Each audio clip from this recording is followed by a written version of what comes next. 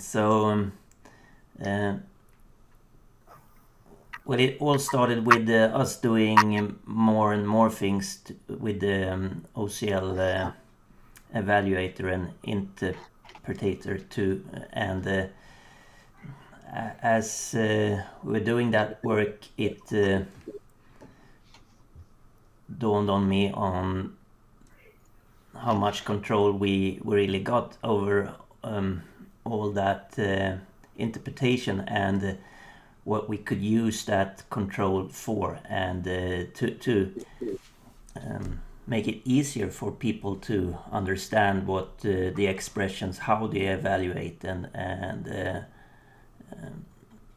what looking inside the expressions, more or less. And as we rely on expressions more and more, and we want everyone to use them more and more because they are extremely powerful, we also need to support a better understanding on how they work and look inside them. And so we did some work over the holidays to see what was possible in that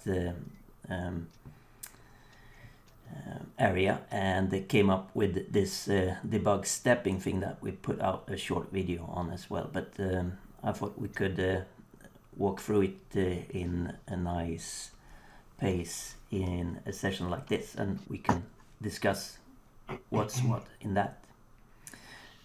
In order to have a good use case to actually debug, I think we can make use of, I'm going to share my screen here, so if I remember how to do that, present your entire screen.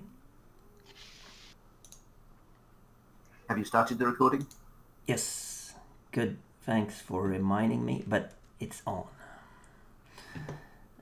So now you see my screen, right? Yep. And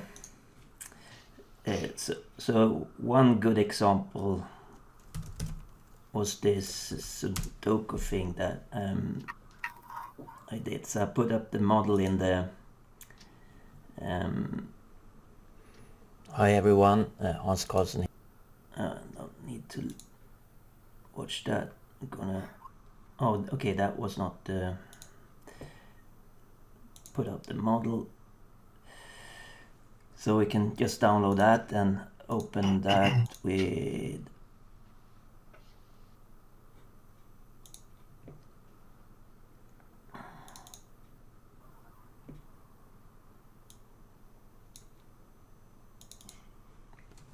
so this was just an example model that I had to do because I tried to solve one of those sudokus, but it didn't work out for me, so I was completely sure that there was something wrong with it, and the paper that I published it should be sued or something. So I took a good look at what are the rules really on Sudoku, and got to this model that we have a board and 9 number square, and there are 9 of those. There are 9 number squares, and there's 9 vertical lines, and there's 9 horizontal lines, and a few of the rules here, if it's okay or not, is to check if the number is only once in this set of cells, and it's pretty much the same for. So board to 9 number square is a 1 to 9 association? Yeah, so instead of leaving it as 1 to star, which is the normal way we do it, I can set a limitation to 9, and that will enforce the sort of the built-in constraints to keep it to 9. So if I were to do 10, it would flag a constraint. It wouldn't necessarily stop me from doing it, but the constraint would be broken. Are they strictly ordered? In this case, they are not in a particular order. I guess, let's see, if I put order on them, ordering, yes, it's set to ordered here. So they are ordered, and I figure out the cell key to get the X and Y positions of this, and set also the X and Y position. So what this does is fill board with cells is one expression to first ensure the digit types, which are these down here, and that is another method. So when we debug step this, we will have a good chance to step into something. So let's start this with the So your operations are declared in OCL? Yes, so that's one of the benefits with going all declarative is to put also the what normally would go as C# code at doing that as expression as well with the EIL, the action editor. So Yeah. the OCL with the possibility to have these side effects to affect data. Yeah. Yeah. So just pressing play on this, and we can store it as an XML, and starting that, and well, we can start the VPF prototyper first to actually just see what it does. It runs that expression and creates a new board. And then there's this button here that does something to try to figure out what's the best move to make. So this actually finds out which values to add, and calculates all the time which values are possible. So if I were to put a 9 over here as well, it wouldn't be as good, because now I've broken the rule for this cell, and there's an expression controlling the styling of these cells. For the color? Yeah, so sets the color to pink if it's not okay. So just a quick glance on how that would be done. So it's the this is the view model then for this, and if we were to take one of these cells, I also, to get unique cell styles on each cell, normally we only do styles per column. If you were to enter a style reference expression here, that would be for a column. But there's a way to name the column the same underscore style, and the framework will discover that and use that for a cell unique style. So, and that actually just calls get style name for cell. And what's style name for cell then? So that would be on the horizontal row, get style name for cell. So that takes a cell integer in, and checks that sanity check that it's below 9 or equal to 9. And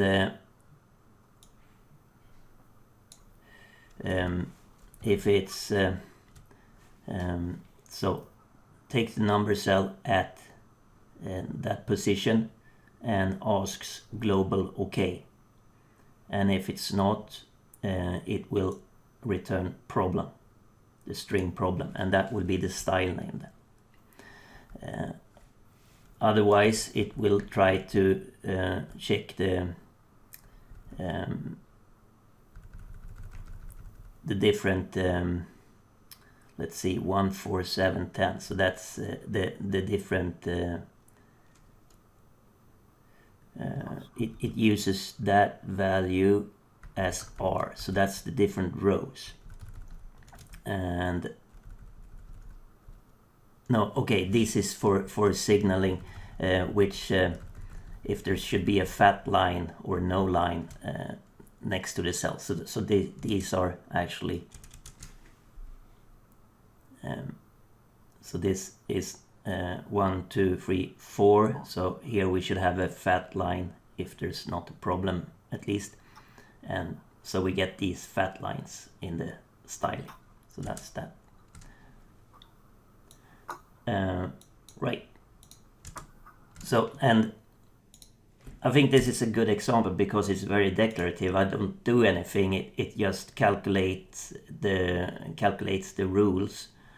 And if the rules are broken, the styles check these OK expressions and are based on the OK expressions. And as soon as I break something, the effect is that, well, it's broken for all these cells, so all these will be red. I don't have to do any manual triggering of that. It just reacts to this these facts that there's a new number in this cell, and then this must be reevaluated, this must be reevaluated, etc. So if we were to go to the debugger for this, and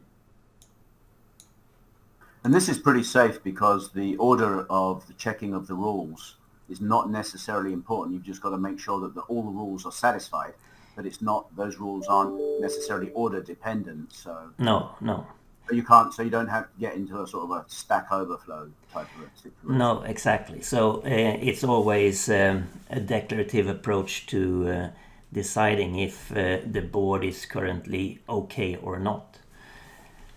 And of course, no board is given like this, because the whole fun part of Sudoku is that there should only be one possible solution, and currently there's lots of possible solutions because there are too few leads given. And that's actually quite hard to figure out what a good starting point would be. The best way, and I have read a few things about this, is to have the computer solve one completely and then reduce that one and check that there's at least one that's the only one that's possible each time you remove one number. So and then you will end up with something sparse that a user can try to solve to see what's obviously missing. And then it's fun.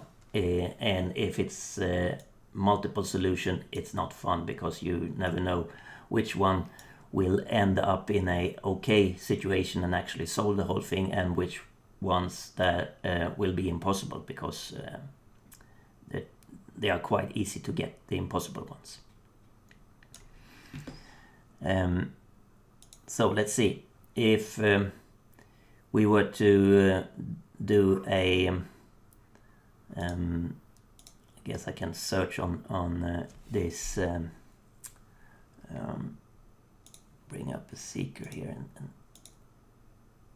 search on the board, because I haven't saved it, so there were no saved boards. So now I get it, and I can drag this one over here to have that, and I'll switch to action language and do edit. I will find the operators,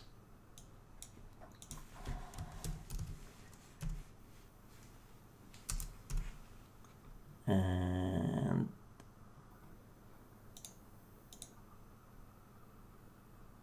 I thought I would have fixed this. I need to fill board with cells. So if I hover over that, I see that whole script, but I want to pick that one. So I'm not sure if that's a good thing to do for an existing one. I haven't tried that, so let's do a new one instead. I'm going to create a new board and have that board associated to the self in this expression. What pops up is the default window for this board, and I see there's a lot of broken constraints on it. And these should be 9, but at least 9, and this is broken. And there's a few more constraints. So now I have a board which is empty, and I could execute this expression to fill it, but I guess we can look at it as well, but never mind. So we added this button down on normally you would just execute it, but we want to step it instead. So we get up a new window with the expression in read-only mode, and I can start that expression.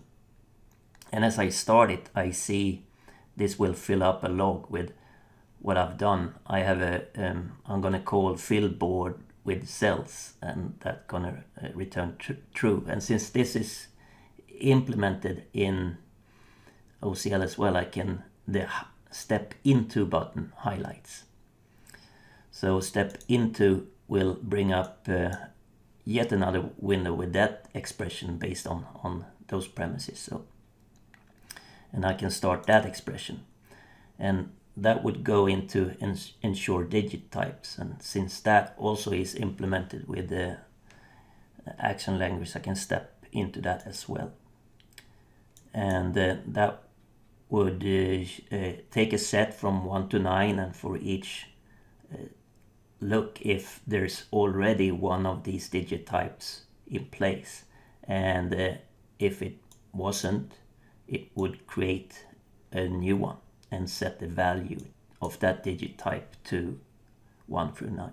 But let's start that one, and we see that it will go through for each set 1 to 9 and do a let of something that we don't know what it is yet, and that will currently the result is a collection of 0 because it hasn't iterated. We are on at number 1 now, and we're going to go through 1 to 9. So it has evaluated this and reached to this conclusion. And now I can step. So the first thing the expression will do is the first important thing is this all instance operator on this digit type. So it's going to do all instances on the digit type, and that actually returned a collection of 9 in this case, because there are already these digit types in the system. It could have been 0, of course. The next step assigns the is going to work on assigning the result parameter to a collection of 1, because probably the dictionary operator was sort of skimmed over. I don't know why that is. I can check into that, because dictionary is somewhat specially handled in our parser. So what dictionary does is speed up iterations that's gonna be multiple times, because we're gonna do all of this 9 times, and we don't really want to do all instances 9 times. So what the dictionary operator helps us with is to do this once for each value of and we try to look up on this value of the digit type that exists, the X, and we're doing the actual lookup on the N variable, which will be the N from this for each, and currently N is 1. So, and then we do the compare operator between 1 and 0, and that will return false. So that will probably mean that this is not true then. So when true, false will return false, and then we are on next for each, and the next step will turn this iteration up to 2, and we will jump through these. And of course, if the iteration is really large, now it's only 9, so it would be fine to step through it, but I had some situations where we ended up with thousands of steps, and I wanted to see what was next. So there's a sort of equal to a step out of the iteration, the fast forward iteration. So that will do all the remaining 6 steps for us. And can I ask a quick question? Oh, sorry, Hans. yeah. Dictionary. Yeah. Can you perhaps tell me what the difference between, say, dictionary and select x value equals n would be? So the main purpose, as Hans, I mean, the net result is the same. You get exactly the same result. So if you have select something equals, you can just replace it like right off with dictionary something comma something, and it will be the exact same thing, but it will be like 100 times faster. yes. So what happens internally is there's a dictionary created for all the values in all instances, keyed on this and looked up on that. So the first pass through on this, the dictionary is created, and then we don't have to evaluate all instances. Gotcha. So if it would be a select, it would iterate all the 9 and see if it's equals to your value. But since we now have a dictionary, it will just look up the hash and be faster. The only thing you need to keep in mind when it comes to dictionary is don't change the collection that you have the dictionary made upon while you are looping. Yeah, that makes sense. So if you do, it won't give you any benefits, because then we discover that change and we need to re-init the dictionary. So in this case, I actually do change. If it isn't found, if one value isn't found, it will be created, and then this dictionary is old, and then it will be re-initted when we evaluate it anew. So the dictionary has a subscription. Yes. It's listed. Yeah. So, but usually it's amazing how much faster it is. Yeah, especially if you like have a 1,000 things here and a 1,000 things here, you get a million, and then maybe you have 1,000 things within it as well. You get a billion, and that really takes time. So yeah, I've just that my mind is blown. I probably have loads of instances I can use this in. I've never realized it was there. So no, so it's rather new, and we have tried it out, and it gave us amazing results. But it's sort of hard to explain in every situation. But whenever you do a loop in a loop, consider using a dictionary. Right. No. Conceptually, I kind of understand what why it would improve performance. I kind of get it. But yeah, no, excellent. Yeah. So good. Continue to step. Now it's 9 of 9. So what will happen then? We get to be part of the last iteration, and then the expression ended with a value that's a collection of 9. So this for each will just return the set of 1 to 9. So that's fine. Now we have actually done that, and we can be back here and step the next expression. there's a reset button over here. So if you want to restart your expression, that's fine. Of course, you will get, if there's an action language and you have created a lot of stuff, you can be surprised that you have created a lot of stuff multiple times because you have executed the expression multiple times. But that's one of those things that we need to learn, that's the way it turns out, and revert it in the debugger if you don't need it or want it. So sorry yeah. to interrupt again. Another quick question. Presumably, if you have a method referenced in here which executes in code rather than being in OCL in the body, it will. I assume it will just step over that, and you wouldn't have to step into button available. Exactly. Right? So the step in button wouldn't be available then. Instead, if you have it in code, you would set a breakpoint in the debugger, and but of course then you won't be in this environment where you can. Well, I guess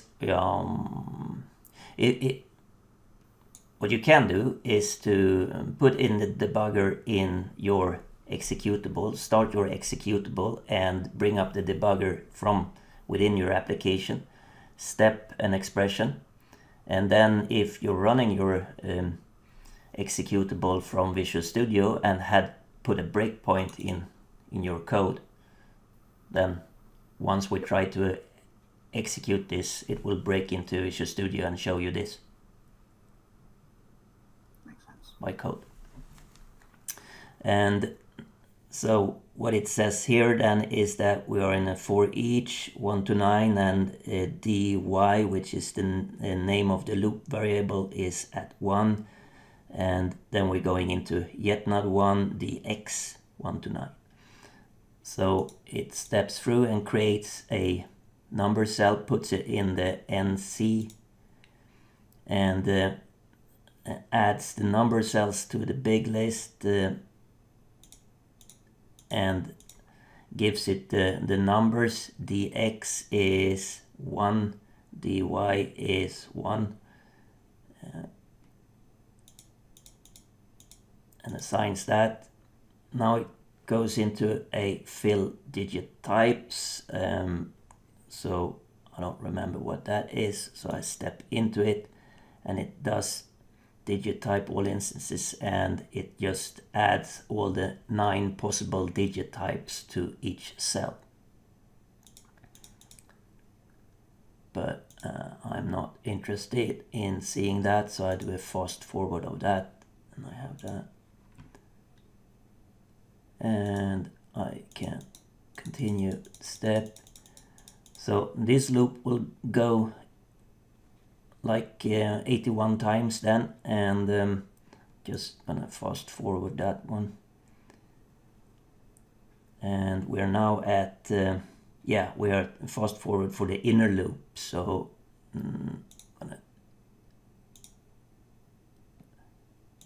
okay, maybe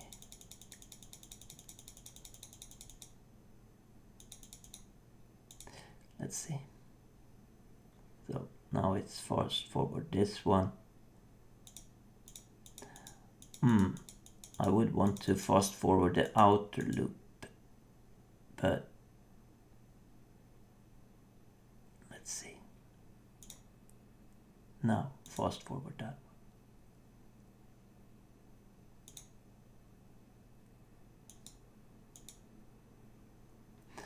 Yeah, this isn't perfect. I would want to fast forward the outer loop, of course, to skip all of this, but I'm not sure why this isn't highlighting when I'm in the loop. Because it stops on the last lap to make me make that available for me. So when I fast forward through the outer loop, it will stop for the last lap of the inner loop. Wasn't quite expecting that, but I think I understand why it does that. Well, just gonna fast forward the inner loop 9 times then.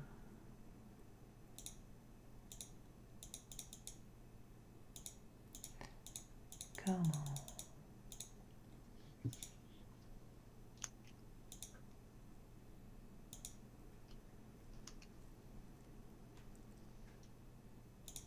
Is there a step out feature? So that's the fast forward that comes closest to the step out,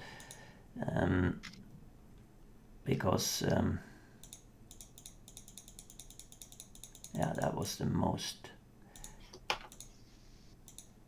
But loops in loops will need to be, so I'm almost there now.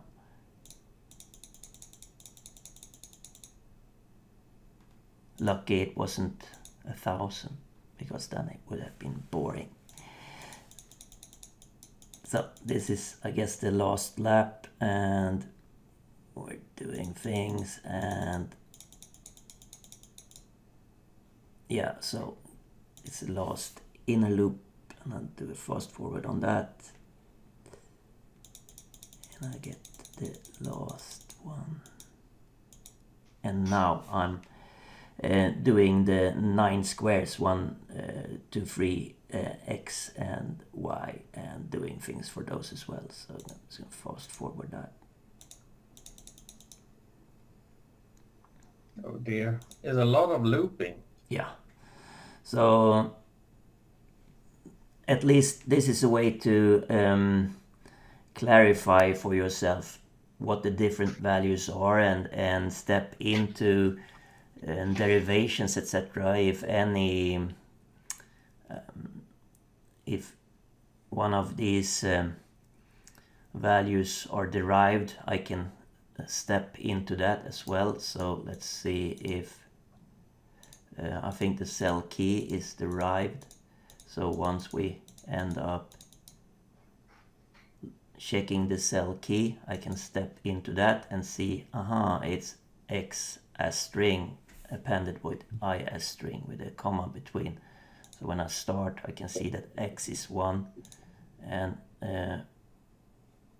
I'm turning that into a string, which becomes 1, and then I plus it with a comma sign, and then I plus it with a Y. So the result is 1.2. And if I, so that will help me to understand when I'm confused. And actually, when I did this Sudoku thing, I had a few issues with my OCL that made me confused. And you know, it's always like that, and you think you know, but once you step through it and you notice, aha, this is actually not 1, it's 0. Okay, so that's the explanation of that. So, and of course, you don't need to step through everything, and now we have learned what we wanted to learn, and we can just break it, and we can break this as well, or reset it to start over. And what we will have from running this is a lot of objects that we might not want to keep, so I'm just gonna cancel those. And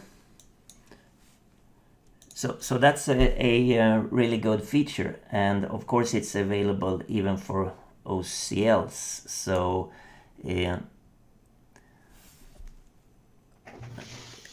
let's grab the other one once more. The one. Yeah, we're kind of in the middle of a cliffhanger here. Did you prove them wrong and need to send them to prison or not? No. Once I had the rules cleared out, and I replicated the board from the newspaper along with all the numbers that I had filled in, it was obvious that it was like a 7 here and a 7. Oh. Oh, what happened now? I don't know.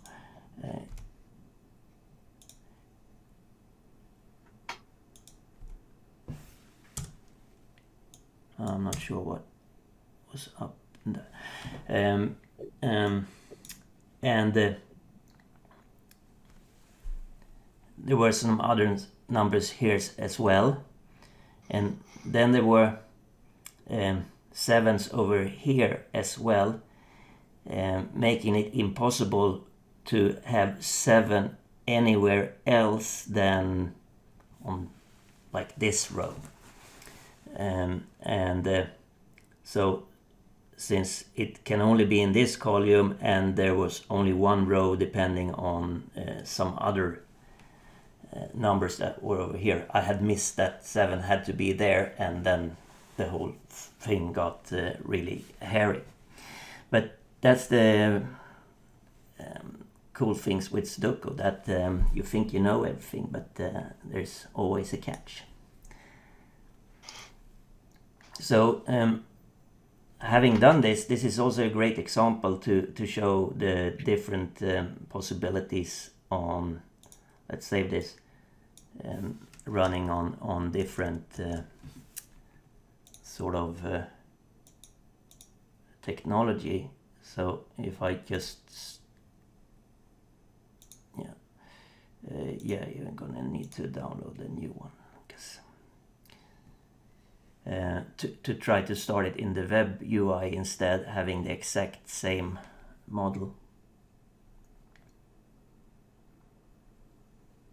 See if that have you I don't remember when we had the last meeting with everyone. Have you demoed when true and case true false operators? Yes, we did that the last time before Christmas. So.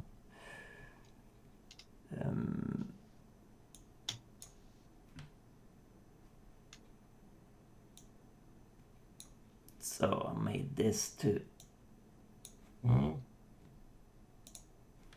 And just having the computer pick the best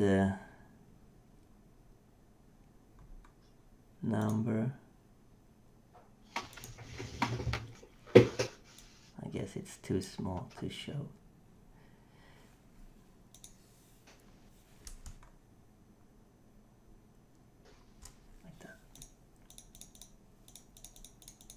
And the same rules apply here. If I were to break a rule, it should apply the styling. So this is just the plain straight from the box generated UI, nothing that I have done with the UI override or something like that. And the styling comes from the styling model thing that we have over here. So there's a problem style, which is a grid cell that has a specific color, which is this one. And there's a line and row style, which draws these lines, etc. So you can see the fatter lines showing up in the grid for. So this one will actually continue to try and solve it, but there's a lot of numbers that are the only possible one now when we have this broken rule here. Let's see, 8. So 8 is okay there. A random question. Yes. I just noticed that the numeric up down control appeared in the cells when you hovered over it. Is that just a web? Yes. Well, actually, it depends on if it's denoted as an integer or not, and Okay. I think we don't have that in the default styling in VPF. No. So how I went about that's I made created a enter value, which is derived settable. So actually we want to pick one of these digit types, which is 1 through 9. But the only way to pick a thing from a value store like this is to create a combo box or a selector. But I thought that would be too cumbersome to have a selector on each cell. I just wanted someone to write in a number, and then we would look up the correct one. And then a thing like a reverse or a derived settable is great, because you just do what's it going to be when you write it. Well, it's self value, so it goes into this, and check it if it's empty, and if it is empty it will return a null value, which will render as a blank. But if it's not empty, it will end up here and say get the value object and the value integer value. So that will return as an integer. Cool. But if we want to set it, we end up in this derivation OCL set, and that's an action expression. And that looks up from all instances of digit and selects the value that compares to the input parameter. And that will probably only be one, but to get from a collection to a single one that I can assign, I do first operator, and then I assign that object of all instances to this link value. And then I get this effect that whenever I change a number here, what actually happens is that the set expression is executed and empties the object. And if I were to set, yeah, that was probably why, if I were to set something wrong, all these rules are broken. So in order to get to create a Sudoku for someone to actually solve, we can, and I will continue to add rules to this little example, removing cells. And what's important when removing cells is that there should only be one possible number for at least one cell. So currently there's only one possible number for a lot of cells.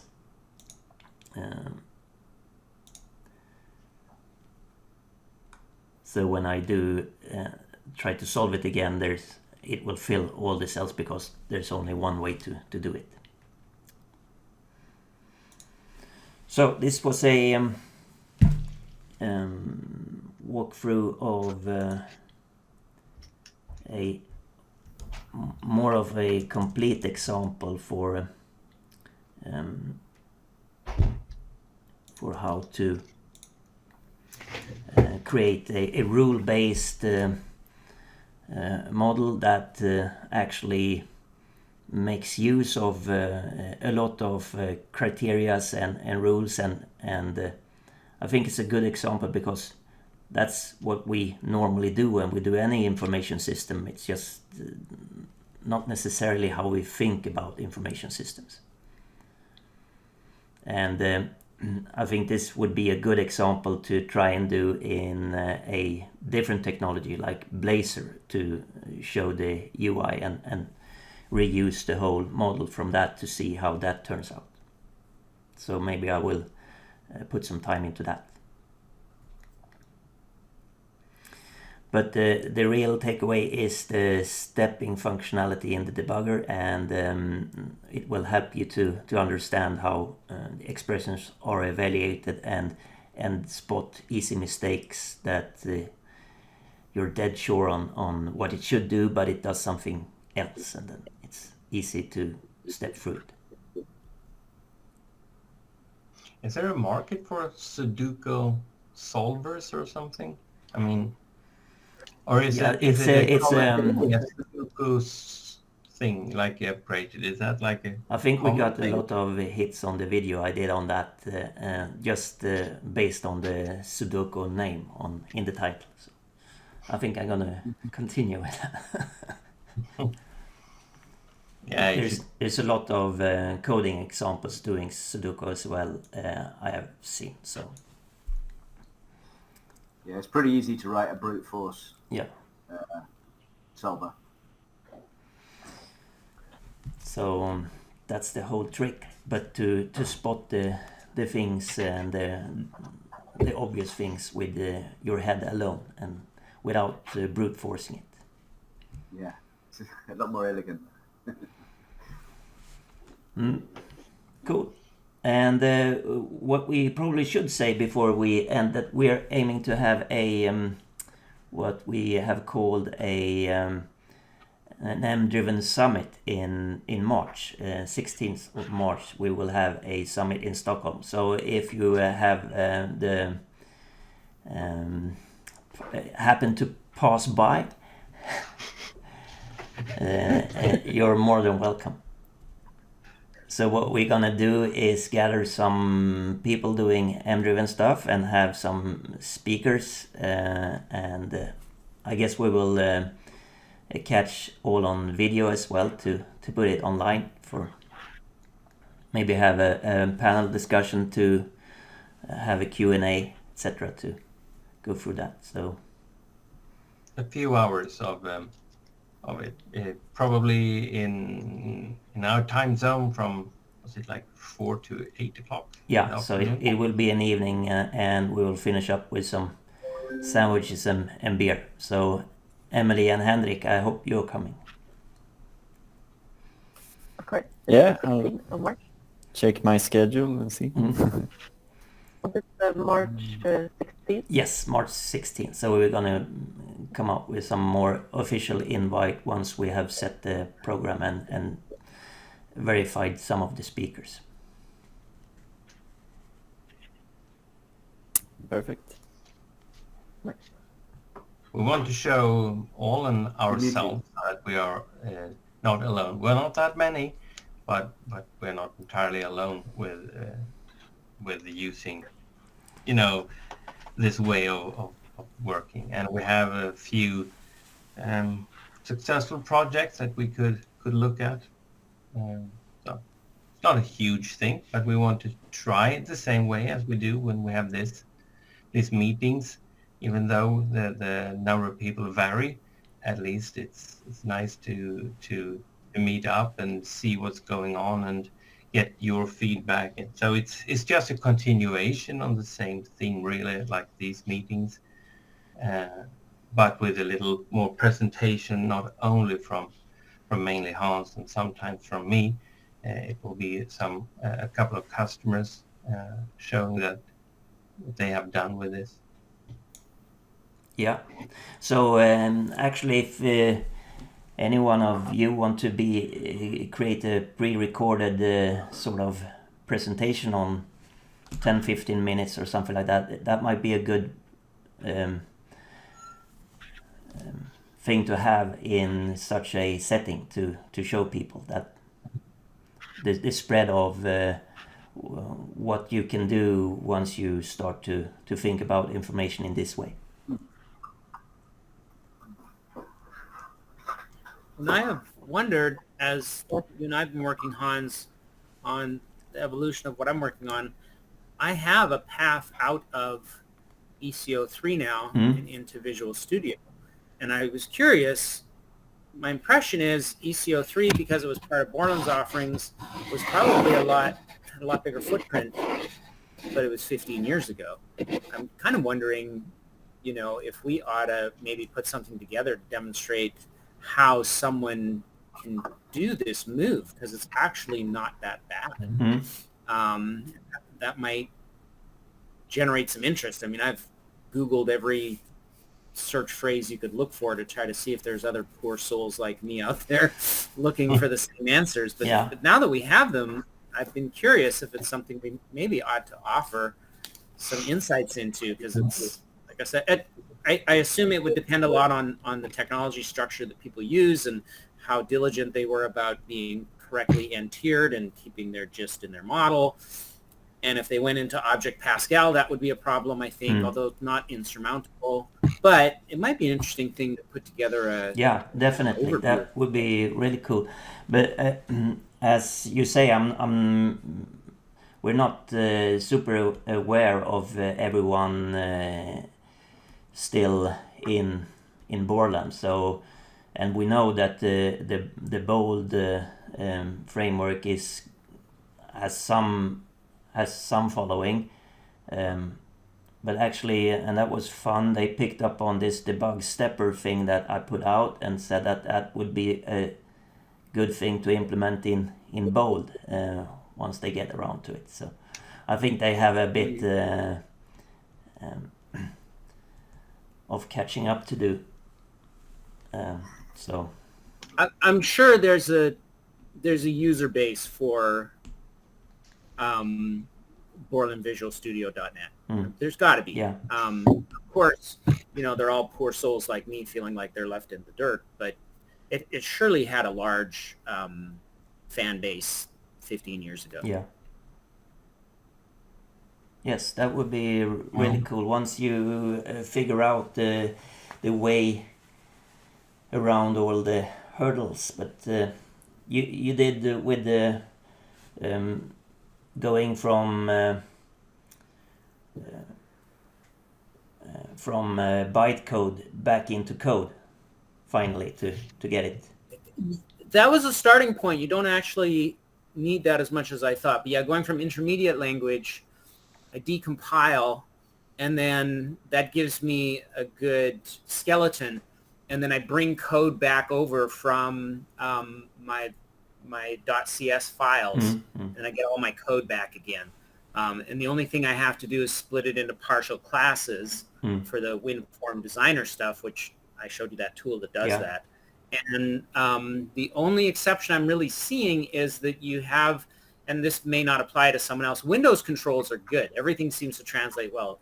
Developer Express stuff, there's some newer features that step on my toes a little bit, but not a lot.